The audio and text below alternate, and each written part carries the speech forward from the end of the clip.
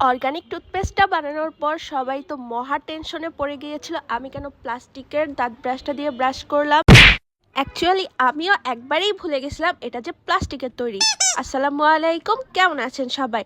তো আজকে সবার জন্য সবার কথা বিবেচনা করে আমি একদম অর্গানিক টুথব্রাশ বানাবো, যেটা আমাদের দাঁতকে আরো বেশি মজবুত শক্তিশালী করে ফেলবে। So let's make it from scratch. তো সকাল সকাল আম্মুকে নিয়ে চলে গেছিলাম নিম পাতার ডালের খোঁজে। এই যে দেখেন কত কষ্ট করে আমার আম্মু নিম পাতার ডালগুলা খুঁজা খুঁজা বের করছে, এরপর সেগুলো আমাকে কালেক্ট করেও দিছে।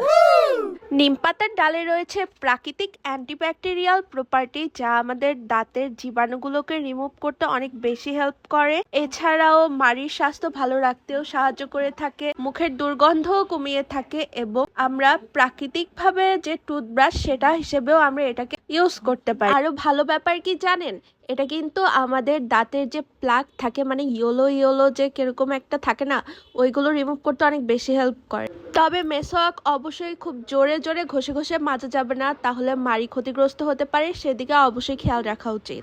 তবে যতই প্রাকৃতিক জিনিস ইউজ করি না কেন, ফ্লুরাইড যুক্ত টুথপেস্ট দিয়ে কিন্তু দাঁত মাজা উচিত। তবে যে সকল টুথপেস্টে ক্ষতিকারক উপাদান রয়েছে সেগুলোকে অ্যাভয়েড করা উচিত। ইনগ্রেডিয়েন্টসগুলো পড়ে পড়ে দেখে এরপর কিনে নিয়ে আসা উচিত।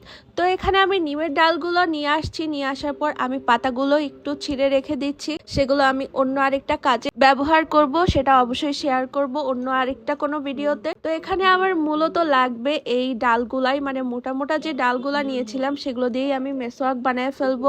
তবে মেসওয়াক বানানোর আগে আমি আমার পুরানো ব্রাশটাকে আজকে একদম নষ্ট করে ফেলবো, মানে একদম পুরায়া জ্বালায় পুরায় ফেলাই দিব।